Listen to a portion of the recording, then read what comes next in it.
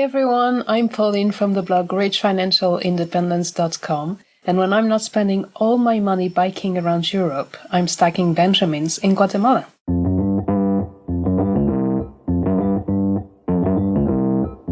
Live from Joe's mom's basement, it's the Stacking Benjamin Show.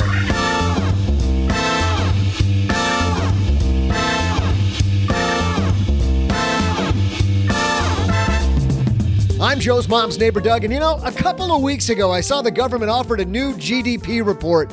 I am not sure why they focus on GDP so much or what that's even got to do with me, but we'll tackle that later because there was bigger news last week. Fidelity just introduced 2 no-fee mutual funds and slashed fees on lots of their business.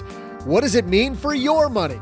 Today we welcome from Fidelity Investments Vice President of Retirement, Ken Hevert.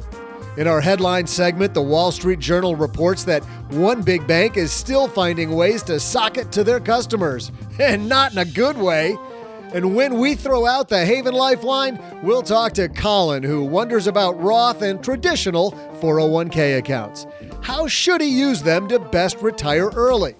We'll also bring the show to a crescendo, an apex, a zenith, one might say, with my amazing trivia.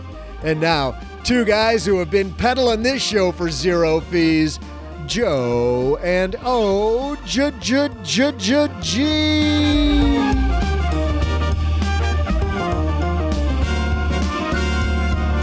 And even with no fee, it's still a questionable value. I was going to say, aren't we the NASCAR? Hey kids, welcome to another episode of Stacking Benjamins. And if we sound different today, it's because we have rolled out the mobile mics to check these out because we're getting ready to go on the road, OG. We got to test all this cool gear out. It's going to be awesome. I'll tell you the dates. We are headed to Orlando, September 25th. If you're going to be there, I'm going to give you the link for tickets right now because tickets just went on sale. But Orlando, September 25th. Beautiful live show. Michelle Schroeder-Gardner is going to be our guest. It's going to be fantastic. Then October 9th, 2 weeks later, we're going to head to Kansas City, Missouri. Going to get our Kansas City on. Maybe get some of that barbecue while we're there. Chris Costello, the CEO of Bloom, joins us. TIAA is going to have a difference maker from the Kansas City community, talking about how they're helping out Kansas City. We've got some other special guests. The Penny Pinchin' Mama, Tracy Phobes, is going to join us there. Also, Carrie Olson going to join us. And then 2 weeks later, we're in Detroit, Michigan. If you're not sick of us already, you can follow us to Detroit. Go to all 3. Third. We have a discount for that. Buy each one, it's only $10. Yep. Buy 3, it's $29.99. It's $29.99. It's a huge discount. But we can announce that Shannon Cason, my favorite storyteller of all time. He's been on The Moth. He's been on Snap Judgment. Now he's going to be live from Go Comedy Club in Ferndale, Michigan. By the way, in Orlando and in Kansas City, we'll be at the Improv doing our unique brand of comedy that some people call a financial podcast. Head to stockingbenjamins.com/tour, and that's where you'll get tickets. $10 a ticket. We hope to see as many people as possible there, and they're going to go quick. So make sure that you get in early. Oh, gee, we got a great show today because I don't know if you heard this. There was a little scuttlebutt, as Mom calls it, at Fidelity on Wednesday. I don't know if you saw that last week. A little something going on. Yeah, like my Twitter feed completely blew up. Did you see this? No, didn't. It's incredible. Nope, didn't see it. Didn't hear about it yet. And what's cool was we were able to get a hold of the people at Fidelity, and we got an exclusive interview. Exclusive with our friend Ken Hevert from Fidelity, who's going to dig in, and we'll find out 2 fee-free funds, 0 fee. Say that 3 times real fast. Do you know how we always talk about how financial products have been a race to the bottom? Mm-hmm. We've reached the bottom. And you've always wondered who was going to be first to the bottom. Who would have said it was Fidelity? Is there still more to go, you think? What, where they pay us? Yeah. Maybe they pay us to, please buy our management. We'll give you $50 to buy our management. You think that's coming next? We'll talk about that. But first, you know what we're going to talk about, OG?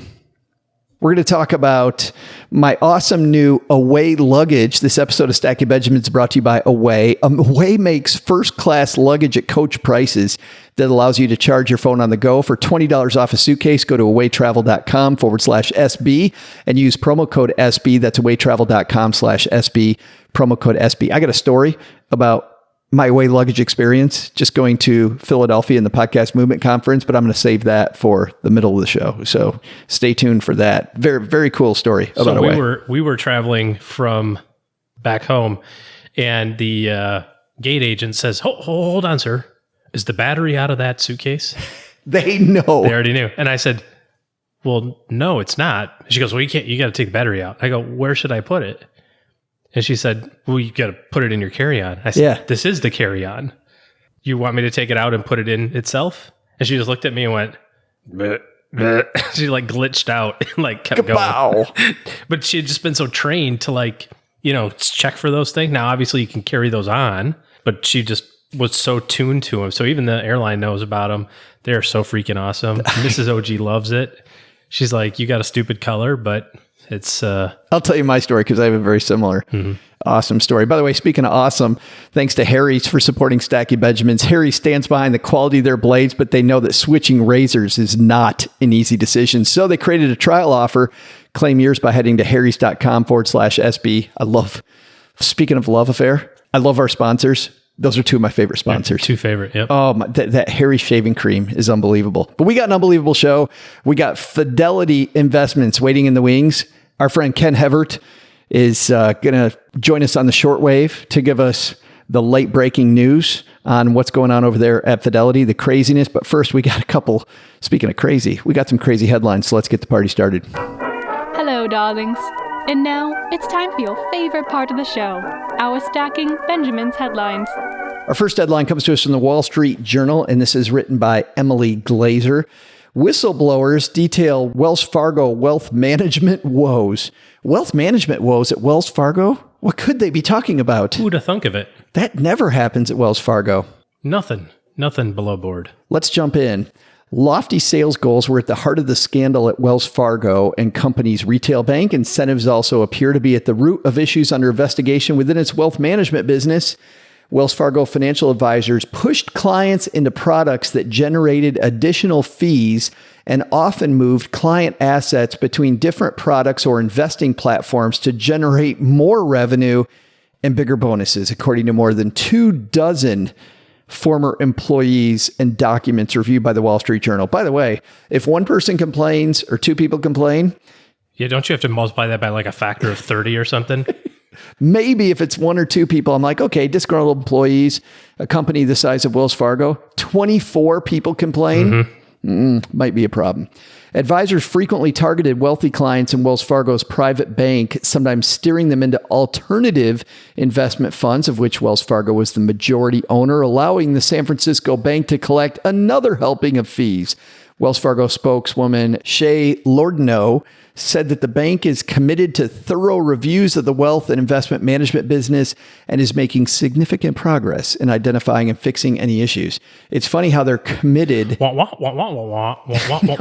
You're committed when 24 people alert the Wall Street Journal that you might be doing the wrong thing. Yeah, isn't that funny? Last September, 4 Wells Fargo's financial advisors in Arizona sent a letter to the Justice Department and the Securities and Exchange Commission. So advisors... They work for the company. Ratted out themselves, basically. I mean, not themselves, but... Detailing what they said were longstanding problems with the bank's dealing with wealth management customers. In January, 2 financial advisors in Orange County, California, sent a formal complaint to the SEC alleging similar problems. How do you know? Let's get away from Wells Fargo for a second because, they've been a big punching bag and maybe rightfully so. But how do you know this isn't happening to you?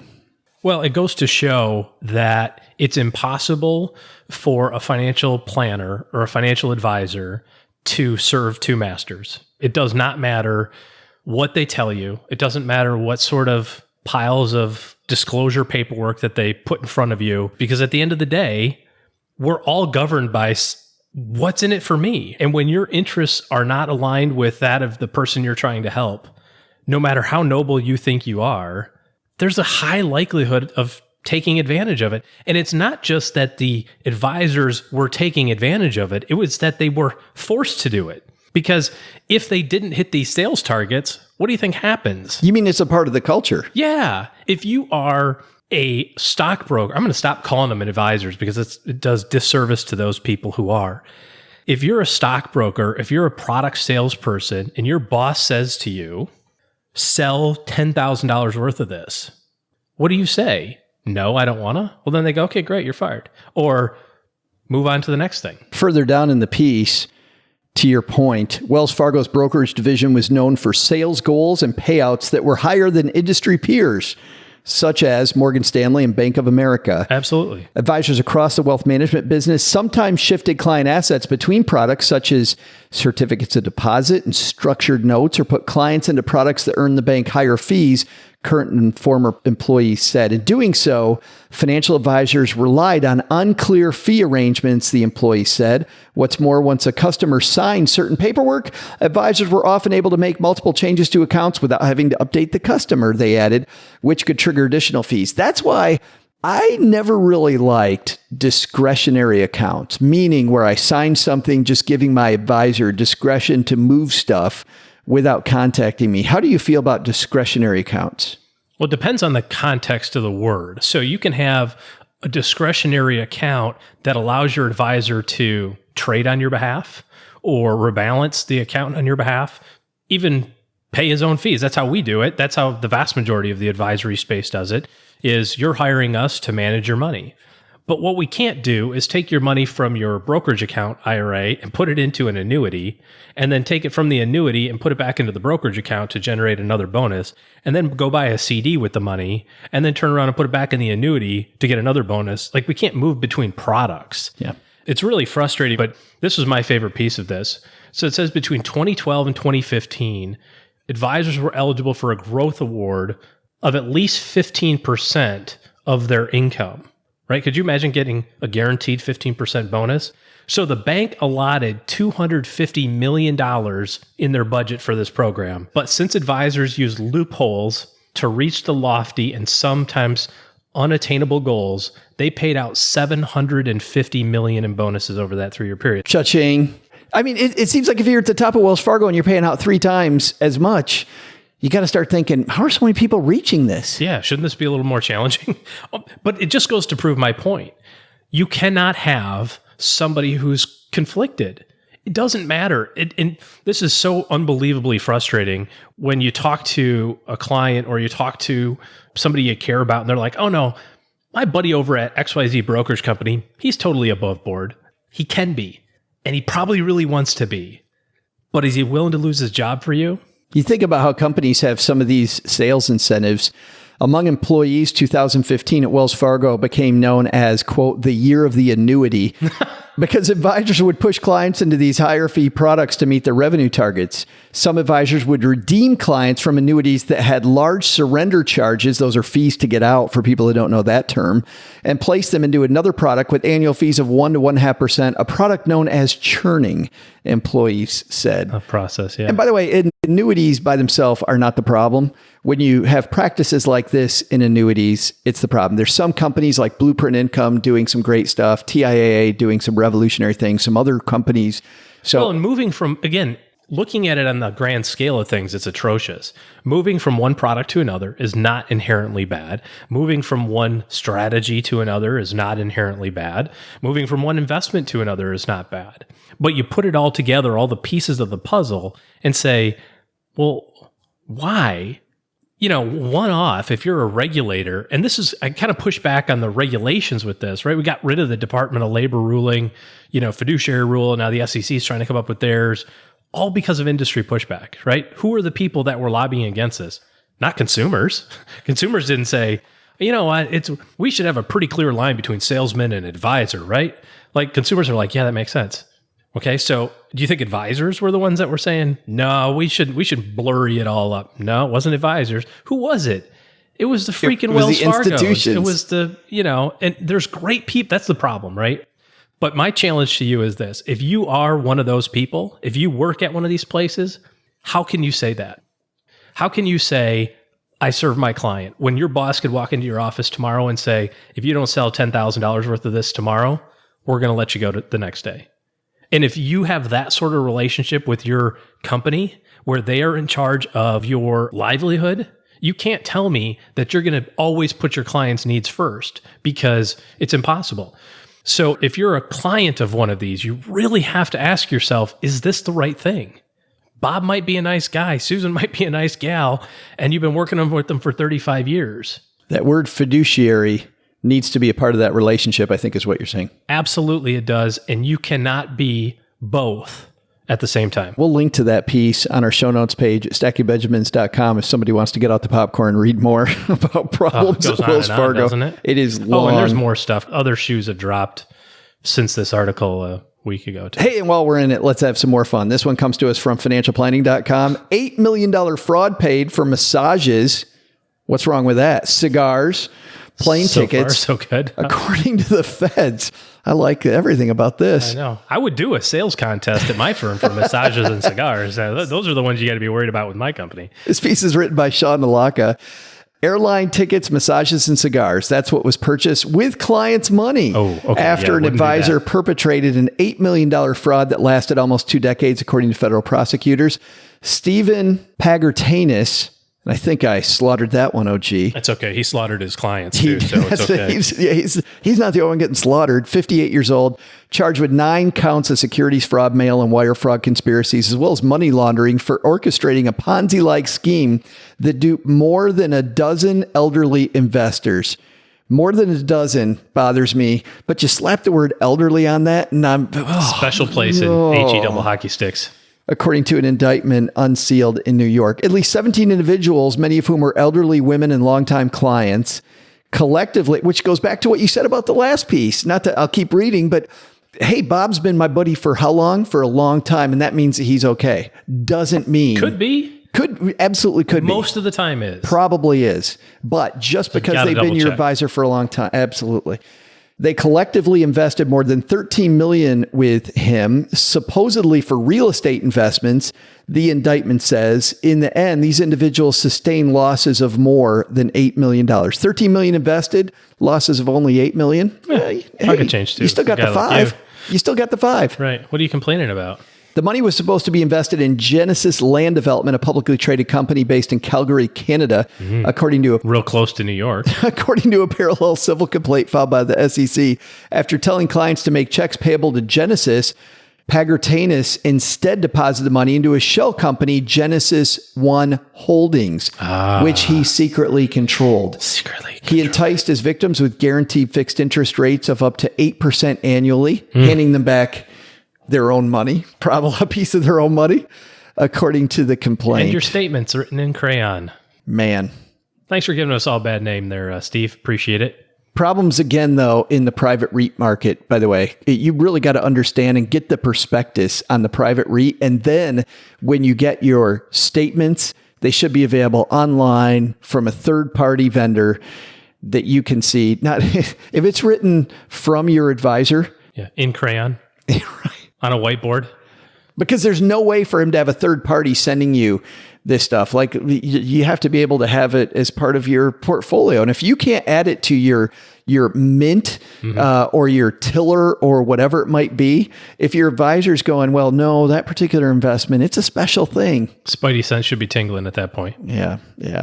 And I think that's lesson number 1. Lesson number 2 is your advisor, not a fiduciary, might be a good person, but once again, that's bit a lot of people, as Mom says, bit them in the butt.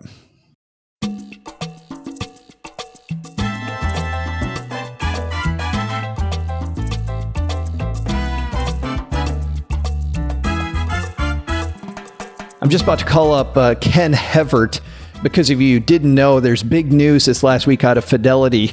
The race to the bottom and no fees on investments. Well, guess what? Fidelity now has come out with 2 funds, not one OG, but 2 that have a fee of exactly 0. How do you make money when you're charging 0? How does that work? Fidelity also slashed a bunch of other account fees. Let's talk to him, and then maybe you and I will regroup and talk about the discussion afterwards. Let's call Ken Hevert at Fidelity.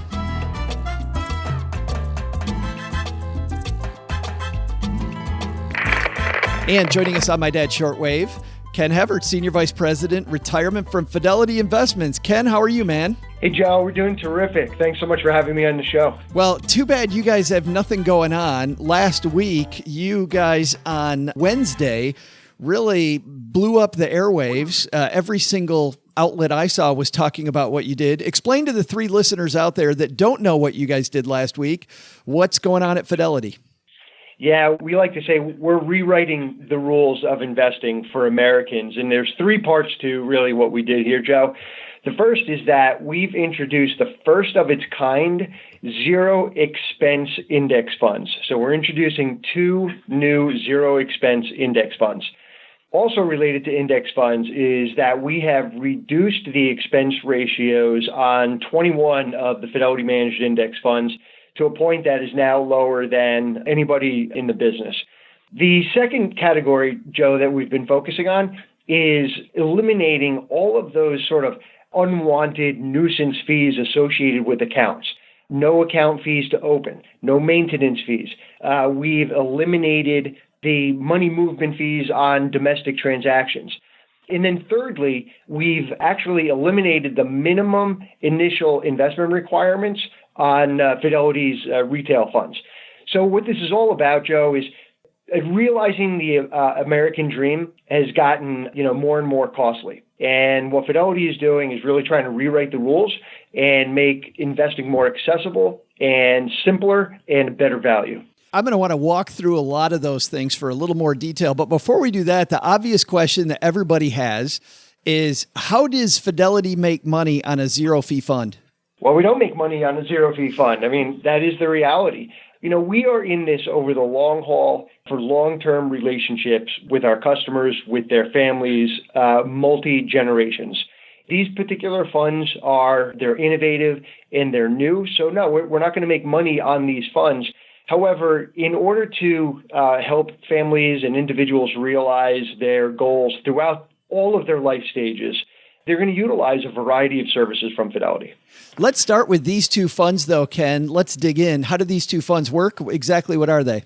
Yeah, so the first one is basically a total market fund. It's a U.S.-based index fund. And one of the things that we've done very differently that does help us manage the cost associated with this is we've created a proprietary market cap weighted index approach. So the first new zero expense index fund is a total U.S. market. And we start with the 3,000 largest U.S. stocks, and then ultimately, screen them for liquidity and a variety of other criteria. So that's the first one. But by creating and utilizing a proprietary market cap weighted index, we actually avoid things like licensing fees on other commercial indexes. So again, what we're trying to do here is take a really good look at where can we strip out some of the cost and ultimately, put the Benjamins back in the customer's pocket. I definitely like that. When it comes to that type of fund, what's the right place to put that type of fund in a portfolio, Ken, would you believe?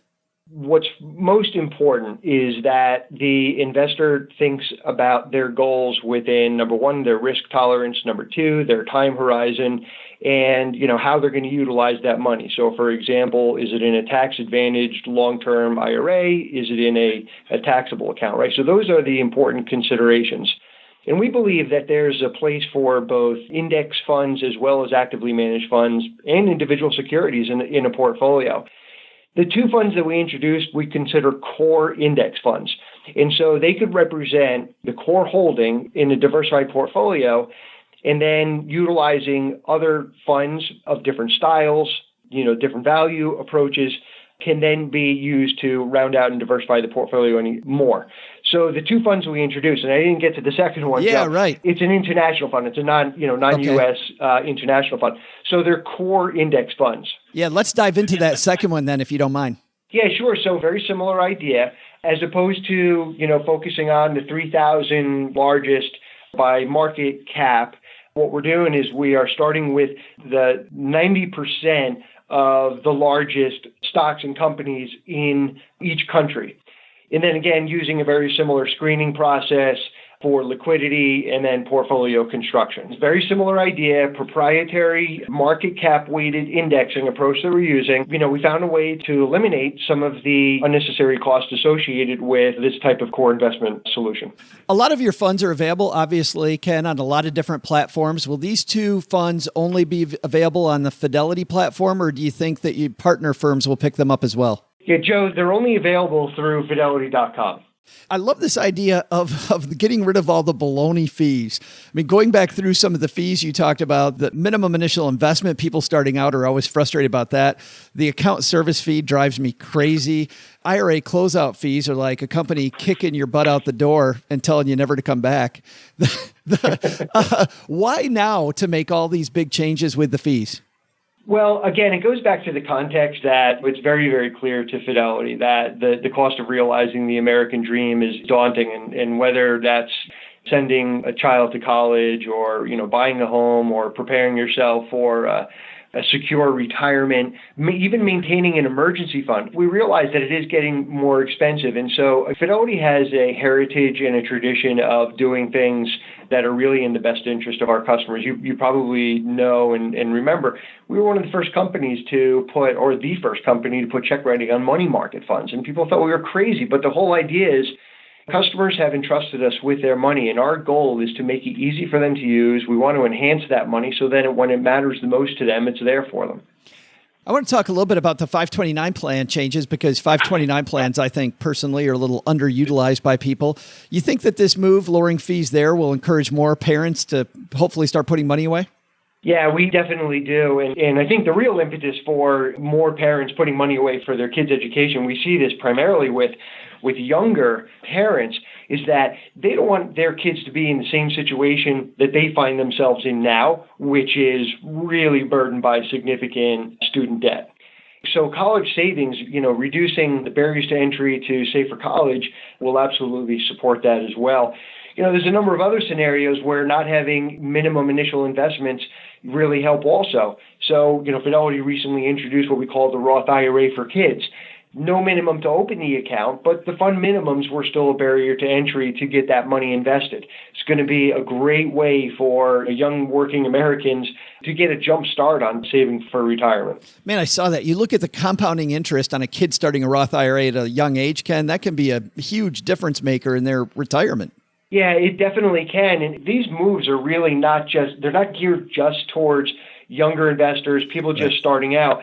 I mean, these are geared towards people in all life stages, of all income levels, all affluence level. I often talk to people who are getting ready to transition into retirement. The biggest goal is to make sure that they can maintain a decent lifestyle in retirement without outliving their money. This is just another way that Fidelity is trying to strip out costs that ultimately end up in the customer's nest egg. Wow, exciting changes. Where do people read about this, Ken, to get all the details that maybe if they want to see it in writing? Sure. Well, you won't be surprised to hear if you go to Fidelity.com. It's, on our homepage. We've got all the information, all the details your listeners would be interested in. Well, you're a busy guy, so we'll let you go. But thanks for spending a few minutes with us, taking us through it, and congratulations on some great changes for consumers. Terrific. Thanks so much, Joe.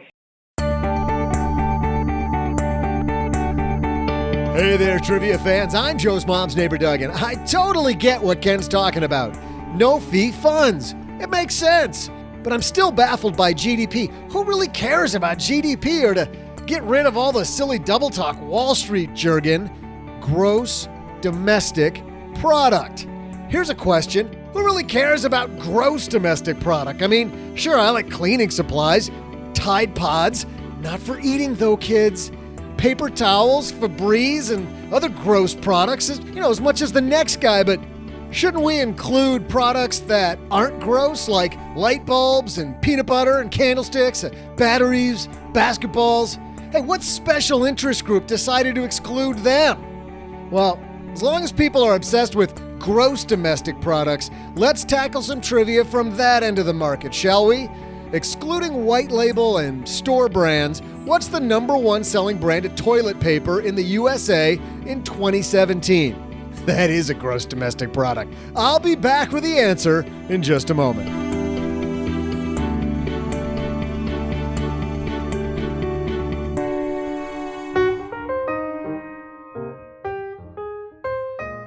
Stacking Benjamins is supported by Harry's. Harry's founders were fed up with overpaying for expensive razors with some silly unnecessary features, and they knew that a great shave comes down to great blades made with sharp, durable steel that lasts. And that's why they bought a factory that's been making some of the highest quality blades in the world for over 95 years. They have a quality guarantee. If you don't love your shave, let Harry's know within 30 days, and they're going to give you a full refund. Here's what they've got, OG. It's a $13 value trial set that comes with everything you need for a close, comfortable shave, a weighted ergonomic handle, 5-blade razor with a lubricating strip and a trimmer blade, a rich lathering shave gel, which I absolutely dig. Every time we talk about Harry's, I talk about two things. The shave gel, and I like the razor a lot. I liked it enough, OG, that I spent some money on the more expensive razor. That was the upgrade. It was even heavier, which I like even better. I like the blade that comes with the trial set. Like the other blade even better. I liked Harry's enough that I gave the gift of Harry's to 3 different people at the holidays. It also comes with a travel blade cover. I've never had a travel. Have you ever had a travel blade cover on your razor? No. I know. I probably should, but I never have. I always think about that. I'm packing it in with all my other stuff, and I think, what if I just took my hand and... Safety issue. Got yes, absolutely. Well, you no longer. Bloody hand. Yes. Harry's gives you a travel blade cover as well. So Stacking Benjamins listeners and friends can redeem your trial set at harrys.com/SB. Make sure you go to harrys.com/SB to redeem your offer, to let them know that we sent you, as Mom said, and it helps support the show. Thanks to everybody who's used our link when you've gone to Harry's. We're also super excited that Away supports Stacking Benjamins. Away luggage is affordable, high-quality suitcases that also charge your phone and your other devices. Well, the suitcase houses the battery that does that, but okay. But it's incredible the way it's built. Like right underneath the handle pops up, the battery compartment's in there. You flip open the thing, and you can just very quickly take the battery out. Mm-hmm. Amazing. Away's designed the perfect suitcase to make your travel experience test-free. The carry-on bags feature 2 USB ports and a high-capacity battery that allow you to charge multiple devices on the go, like phones, tablets, laptops, etc. You never have to worry about a dead phone or fight for that one outlet at the airport. It's ultra-durable yet lightweight. It is totally super lightweight. Unbelievably lightweight, made with premium impact-resistant German polycarbonate. I don't know what German polycarbonate is. I just think it's Sounds lightweight. Important. Smooth ride in any directions. I'll vouch for that. 4 360-degree spinner wheels that won't get stuck or break. So here's what's funny. We're getting ready to take the train on our way back from Podcast Movement in Philadelphia out to the airport. By the way, taking the train to and from downtown, cheap, easy, incredible. Thanks for telling me to do that as opposed to sitting in the Uber traffic. Yeah, you're welcome. Appreciate it. So the deal here is I'm standing in line waiting to get a ticket because this part wasn't so nice. The machines were broken where you can automatically buy the ticket. Staying in line, the guy in front of me turns around, and I don't know this guy from anybody, and he just is staring at, I think he's staring at my legs. And you know, obviously, I've got some pretty nice legs. Sweet. Yep. You've been using your Harry's razors. I think it's fantastic. But real smooth. The high heels really set it off. It's the whole package. It is, totally. So I don't blame him, but I'm sitting here wondering what he's doing. And he leans forward and then finally looks up because I'm like, hey, pal, my eyes are up here. And he says, is that a piece of that Away luggage I've been hearing about? I'm like, oh, absolutely. And I'm telling him, I'm like, check out how lightweight it is. No, you got to see this, the battery. And I'm going through, he's like, that's fantastic. I've always wondered about these. How much do you like it? How long have you had it? I'm like, I've had it about a month. I've never had a piece of luggage I've cared about until I had one of these. And we're going on. And Cheryl's like, Away doesn't pay you enough money. I'm like, what? I'm like, well, I just like my luggage. She goes, you can tell. Especially when he says, and what's the 3-digit code on the front there? And can I take it for a spin? Yeah, can I try that out? Can I try out to see how theft-proof that TSA-approved combination lock is? Right, good stuff. Here's the deal. You're going to get free shipping anywhere in the lower 48 states to buy your Away luggage. It comes with a lifetime warranty. If anything breaks, Away's going to fix it or replace it for life. You get 100 days to try it out. That's your trial period. If at any point you decide it's not for you, you're going to get a full refund, no questions asked. I like the fact that, they got a million colors. You can pick which one you want. If you get it, not quite your color, send it back, get a new color. Just for the color. Yeah. Away is a special offer for listeners of this show. For $20 off a suitcase, go to awaytravel.com/SB. Use promo code SB at checkout. That's awaytravel.com/SB, promo code SB. And thanks to them and Harry's for supporting Stacking Benjamins.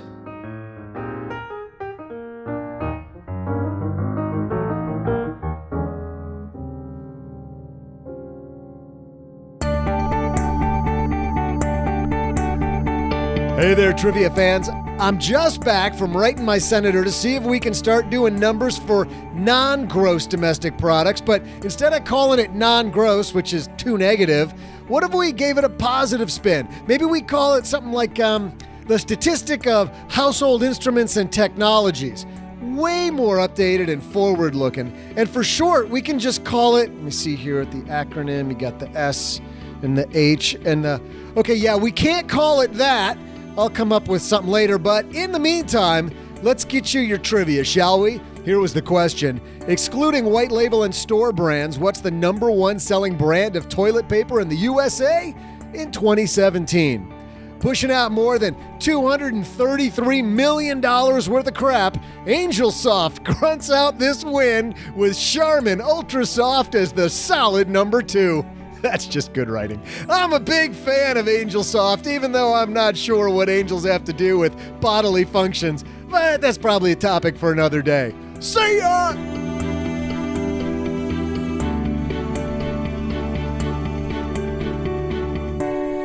Thanks to Ken Hevert for joining us on Dad Shortwave. Oh, gee, is this a reason for people to move their money to Fidelity?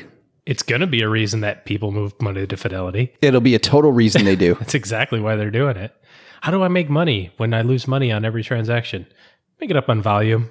And in this case, it really matters. There's a lot of different ways that companies make money. This is one of those ways. It's called a loss leader. I love it, by the way, because once you're there, how sticky is it, right? That's what they're looking at. They're looking at the lifetime value of a client going, you know, they'll buy some of our other stuff that's maybe a little more expensive, or you know, they'll do some margin trading, or they'll buy an option or whatever. Or just buy one of our mutual funds to round out the portfolio, whatever it might be. Yeah, whatever. Yeah, Fidelity's got a lot of stuff. I do like it's not only this that they're doing. This is okay for me. Frankly, for me, I think these two funds with a zero fee, pretty close to a non-story. Like from a former professional point of view, not a big deal. Oh, man, is it free advertising. It is huge free advertising, and they get it. It's free because it's not like they're taking any existing money and cutting off the price, although there's plenty of people that could put money in the new fund from the old fund or whatever, but they're just banking on all the new stuff coming in. There's a reason why Vanguard forever has pounded on the fees are a drag thing, which makes you and I roll our eyes because, as I've said 5,000 times, and you have to watch your fees, but that's not the reason you don't reach your goals. But there's a reason they pound that. And Vanguard pounds that because of the fact that they're number one at it. Wouldn't you? Hey, if all of my cars are blue, I'm going to talk about how a blue car is better than anything else. And they're phenomenal at that messaging. And now Fidelity coming in and doing the same thing. It's funny to watch some of the backlash, watching people online in our forum and other forums, people going, well, Vanguard's still better. Like they've bought the Kool-Aid so much that fees are the only thing that you're going to see this price war that... Or they bought the Kool-Aid so much that even though the reason that they chose the product they chose to begin with, there's a superior product out there now, they still won't change. Right, exactly. Okay? Like, well, I'm going to go here because it's the least expensive. Well, here, this is even less expensive than that. Nah, I'm going to stay here. Yeah. But your whole rationale for doing that, well, but the... I like all this other stuff. Transaction-free ETFs are way cooler. Here's the other reason Fidelity's doing it, by the way. They are 5 times larger than everybody else. Like, they don't care. They make more money with their number one fund than all of the other top 3 ETF providers put together. So they're not losing money on this deal. No, it's a fantastic deal for them. I'll tell you what the bigger issue is for me, and this is just from a customer service standpoint. I love the piece of this that we talked about at the end of the discussion that isn't getting as much press. They cut all those stupid baloney $10 and $15 fees, these nickel and dime fees that also don't really make them any money, but just piss everybody off. They just kill your enthusiasm for any why companies insist on charging these nickel and dime fees are beyond me. Well, that's the part that I'm actually hoping translates to other parts in the industry, because other custodial platforms could use a revamp of those things for sure. It'll be interesting to see how other companies react. This is going to be great for consumers, OG. Hey, let's throw out the Haven Lifeline and tackle some of life's most important questions. Our friends at Haven Life Insurance Agency, they're putting what you value first. 0% ETF fees. Clearly number one. Number one and number two. Actually, it's your loved ones and your time. And it's why they've created a modern way to buy quality term life insurance. Head to stackingbenjamins.com/Haven Life now to get a free quote. That's stackingbenjamins.com/Haven Life, and you'll get a free quote there. I also like their online tool where you can look at how much insurance do I need. Their tool is one of the best that I've seen, if not the best. Besides the ones that I used to use when I was a pro that were much more analytical, this one actually is fantastic. Love what they're doing over at Haven Life because they're making life insurance actually simple. Today, we're throwing out the Haven Lifeline to our new BFF, Colin. Say hi, Colin. Hey, Joe and OG. This is Colin from Minnesota. I have a question regarding retirement accounts. My employer offers both a Roth and traditional 401k options. I contribute to both, but the majority goes to the Roth. I also have a Roth IRA that I max out every year. I'm interested in retiring before age 59 and a half, and know that I can withdraw contributions to the Roth IRA before 59 and a half without penalty. My question is, if I roll over the Roth 401k into my Roth IRA, does that rollover count as a contribution to the Roth IRA? Would I need to wait a certain length of time before I can access those funds after the rollover? Follow-up question. If I were to roll over the Roth 401k into a Roth IRA, would you recommend that I do it into a separate Roth IRA account for record-keeping purposes? Thanks for your insight. I'm a big fan of the show, although I haven't learned anything yet. Please say hi to Doug for me and let me know what your new address is. I have some leftover coleslaw to send your way. I have no idea what he's talking about with coleslaw. Oh, Colin. All right. Roth, rolling that baby over. What do you think? Easy peasy lemon squeezy. Yep. Doesn't matter. Your contributions are your contributions. So when you put the money into the Roth from your rollover contributions sometime down the line, yeah, that's just fine. Doesn't have to be a separate account? Nope. Doesn't have to be separate. Can be the same. The clock starts on the 5-year number, starts when you open your original Roth. So since you already have it open right now, it'll be more than likely 5 years before you're 59 and a half. So if he's already gone 5 years, he's good. He's good. Yep. Yeah. Awesome. And if he's not, Colin, if you're not, you just wait the X amount of time since you originally opened it. That's why it always makes sense. Even if you can't contribute to it, open a stupid Roth IRA and put $100 in it. Well, and now you look at clock. Yeah, you look at companies like Fidelity going these minimums. We're getting rid of those too. Yeah, it's easy to do it now. Yep, $50, dump it in, be done. Awesome. Thanks for the question, Colin. We also get some letters down here in the basement. By the way, the difference between the Haven Lifeline and people sending us the mailbag, not only is the mailbag far more congested and takes us longer to get to, Colin's getting some cool Haven Life branded Stacking Benjamin swag, the greatest money show on earth t-shirt. Easily my favorite piece of our friend Brad's swag. Brad, our designer at Flying Pork Apparel, is amazing. StackingBenjamins.com/shirts, by the way, if you want to check out some cool Stacking Benjamin swag, or just send us a note. That's all you got to do. But we also get letters down here in the basement, and this one comes to us from Kurt. Kurt said, "Hey, Joe and OG, I'm 23, plan on going back to college to finish my bachelor's degree using scholarships and company reimbursement."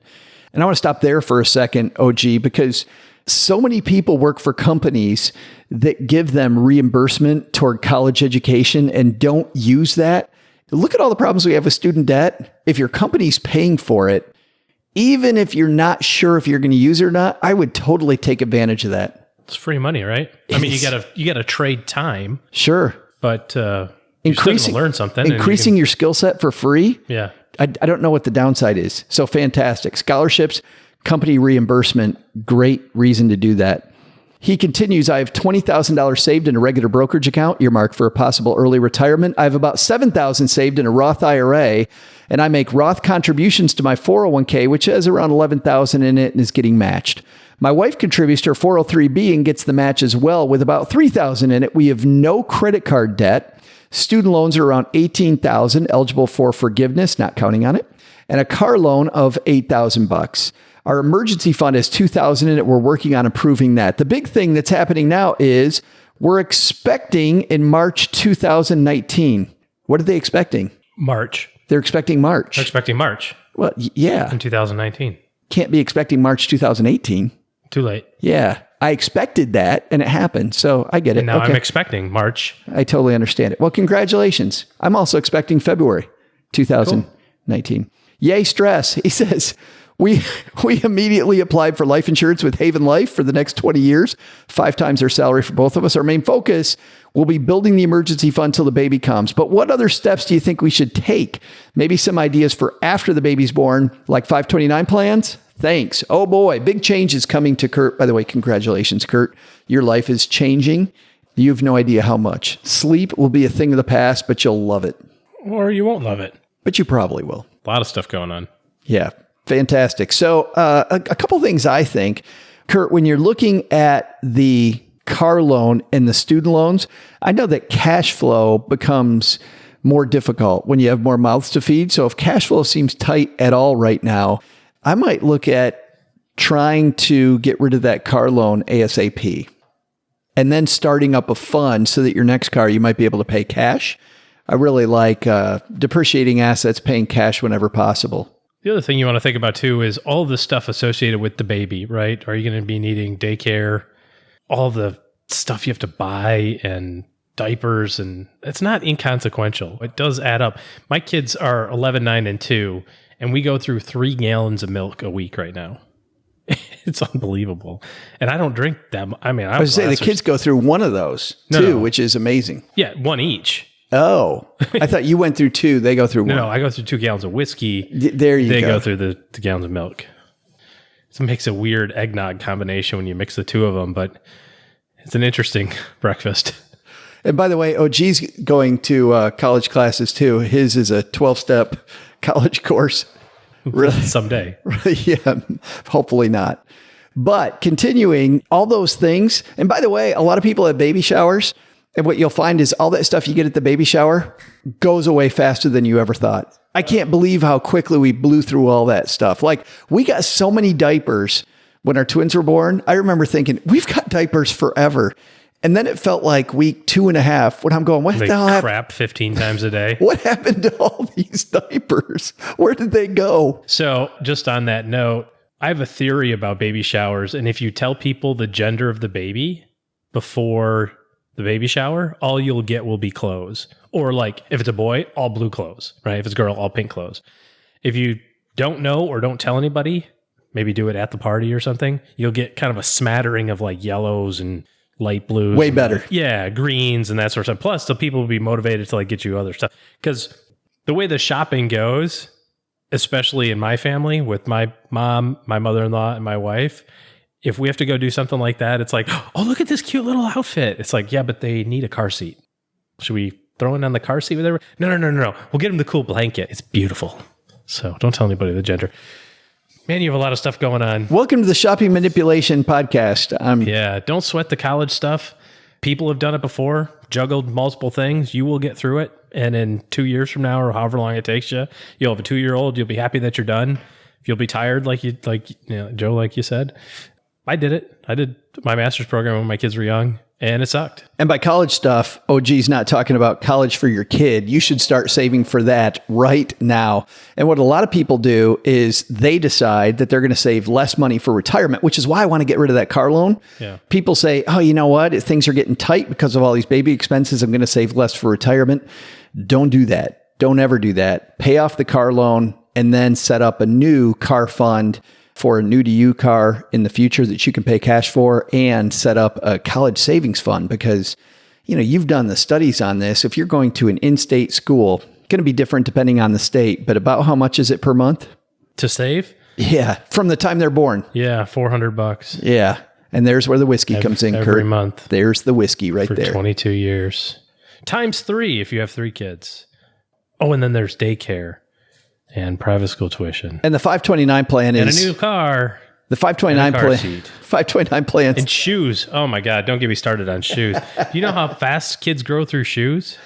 You're like, didn't I just get you those? What's wrong with them? First of all, how do they have holes in them? I have no shoes that have holes in them. I have shoes that I've had for 15 years that don't have holes in them. How do your pants have holes in them? Do you remember your parents saying this stuff, by the way? Oh God, yes. And now listen to you. Oh, listen to you. I remember my dad saying, like, I remember thinking, like, how does my dad have shoes that are 15 years old when I'm like 15, right? Like, he got shoes when I was born and he hasn't changed them out. We don't need to. Like, they don't. It's like that. Is that a Progressive commercial where everybody turns into their parents? Have you seen that one? Where it's the meeting of the dads? Maybe we'll talk about this a little bit later. I'll find it. Yeah, maybe. Hey, usually at this point in the show, before we say goodbye, you'll hear us mention how listeners can learn more by hiring my good friend across the table here, OG. But now, OG, you need some help, huh? Yeah. You know, it's been a couple of years since we started this whole taking clients from the podcast thing. Been doing the show for a really long time, obviously. And it still kind of boggles my mind and just mesmerizes me and humbles me that people want to talk to me about their money, and I'm happy to do it. But it's going crazy. We're growing like gangbusters, and I need a little help. So if you are an advisor, or if you are a CFP, or if you're kind of going to be one soon, maybe you've done a lot of the work and haven't sat for the exam yet or something like that, and you're interested in learning a little bit more about how we do business, I need a little help. So if you are open to that, or you want to learn more about it, just send me an email. And my Stacking Benjamins email is just og@stackingbenjamins.com.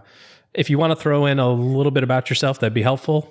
Nothing formal, right? We don't need like 15-page cover letters with 12 pages of CV resume. But I will say this. But a little bit of stuff about you would be helpful. Well, and gifts to the co-host are kindly accepted. Yes. To the co-host. Send those to Joe at stackingbenjamins.com. You can PayPal Joe to put your name at the top of the list when he goes through the emails. PayPal me. If you want to be considered. If you want to slip me a 20. Yep. Yeah. Where's the donate button on Joe's my recruiting manager. But seriously, we're looking for good help. And if you're certainly if you're still interested in having us work with you, you can get in touch with us that way as well. But I'm sending out a plea. I'm going to put it on the Facebook page too. And I'll say, if that's not you, but you'd like OG in your corner, head to stackingbenjamins.com/OG. Oh, well, thank you for saying that. And there we go there too. Hey, thanks also to people who leave us a review of this here podcast. Here's a review Mom's putting on her fridge right now. 5 stars from CTATY. Doug is great. And I can't believe I'm reading this one out loud. This show is great if you fast forward to about 3/4 so you can skip straight to Doug's trivia. If you happen to listen to the beginning, you'll learn some great stuff. I happen to diversify my investments across accounts, ! I now have my money in tax-deferred accounts, a Roth IRA, and a 401k, ! My risk-adjusted return is so much lower now. After listening a while, I finally took all of my accounts and put them into high-yield bonds because the returns are so high. This is where it goes off the rails. Are so high, and we know the stock market's going to crash. 5 stars. And boy. Somebody said they found that helpful. 1 person out of 1 person found that helpful. That's a very helpful review. I think they like themselves. I think it's pretty awesome. Thanks for the review. If you'd like to warn people about what they're getting into when they listen to Stacking Benjamins, head to wherever you listen to your podcast, Apple Podcasts, Stitcher, wherever, and please leave us a review. All right, that's going to do it for us. Doug, man, what should we have learned today? Sure thing, Joe. I'm going to let you get back to dropping the kids off at the lake. I'll tell everybody what they should have learned today. First, looking for a good advisor who's in your corner. If your advisor is also a broker, it's probably impossible to be a fiduciary and a broker at the same time. Look for one or the other, but maybe not one who's trading hats back and forth. Second, looking for the cheapest fund out there? Try Fidelity. Although, we'll bet that fees aren't the reason you aren't reaching your goals, no matter how much the popular press focuses on that issue. But the big lesson? Maybe do an Ask Jeeves search or something before talking about GDP on this show. Turns out the word gross really means something completely different than disgusting. And Joe keeps saying it's disgusting that I don't even know that fact now. Joe, what do you think? I listened to this show? Ain't nobody got time for that. Special thanks to Ken Hevert from Fidelity Investments for joining us. For more on all of Fidelity's recent changes, head to fidelity.com. This show was created by Joe Saul-Sehy, produced by Richie Rutter-Reese, and engineered by the amazing Steve Stewart. Online, visit us on Twitter at @SBenjaminsCast or on our Facebook page. I'm Joe's mom's neighbor, Doug, and I'm wondering if KY jelly is actually made in Kentucky. SB Podcasts may receive payment on the show from sponsors and guests in the form of books, giveaway items, discounts, or other remuneration. There's no way you would take advice from these dorks, but like Joe's mom always says, don't take advice from people you don't know. This show is for entertainment purposes only, and before making any financial moves, consult with a real financial advisor.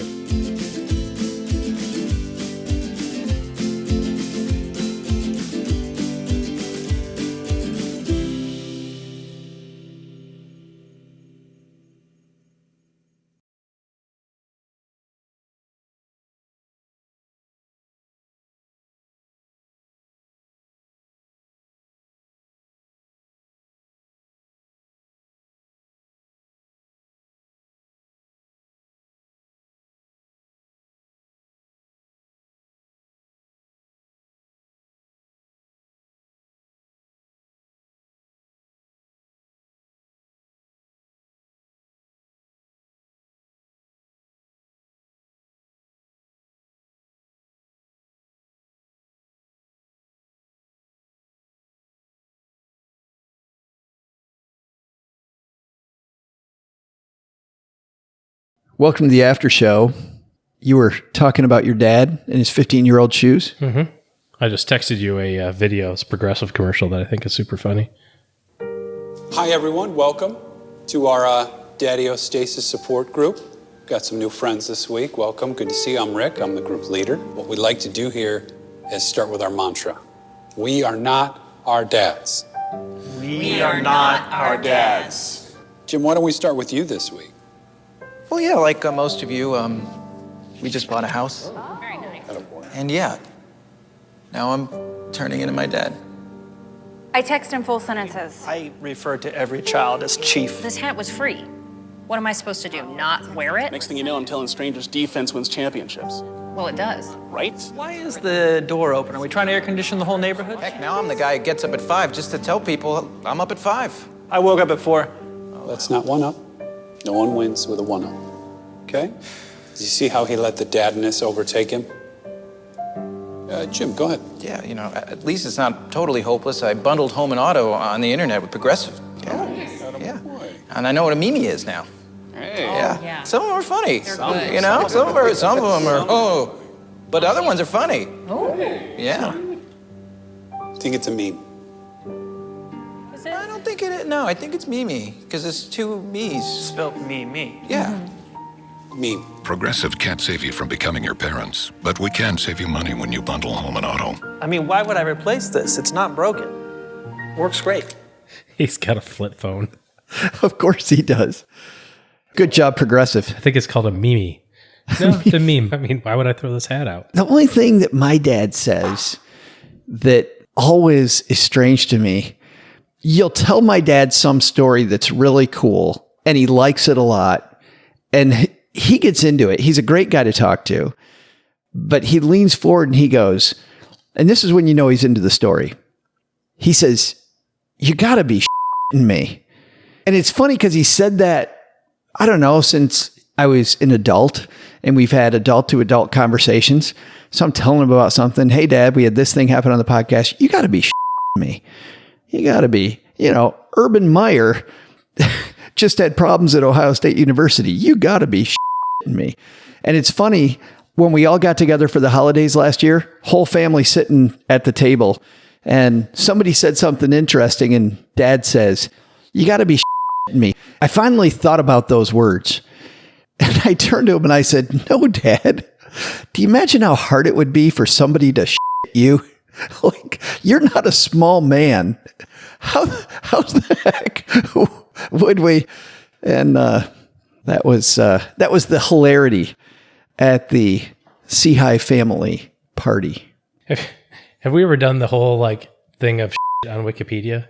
Oh, yes. Yeah, we did. So there was I can't find it, but the line goes something like, the etymology of, you've got to be me, to which the other person asserts, no, I you not. It's so matter of fact. Which is kind of the conversation we had. No, I you not. No. Please no. One of my favorite dad books ever. My dad says. Fantastic book. If your father was anything like mine and you read that book, you're like, except for the fact that my dad was not a physicist at UC Berkeley or wherever the hell this guy was, that is totally everything my dad would say. Yeah, you're never going to go out with that girl. You're way too ugly. Totally just, no filter. Exactly how it is. Oh, great, you're moving back home. Well, I turned your office into a den, so you can sleep on the couch. Haha, sorry, Dad. Just kidding. Oh, you were not kidding. You really want me to sleep on the couch? I remember when my bedroom became like my mom's workroom. And I can't remember coming home from college. I'm like, whoa. Where's all my stuff? Whoa. Apparently I'm not coming back. She's like, exactly. This is mom's sewing room now. I'm like, apparently we're going to the basement. Uh-huh. Exactly.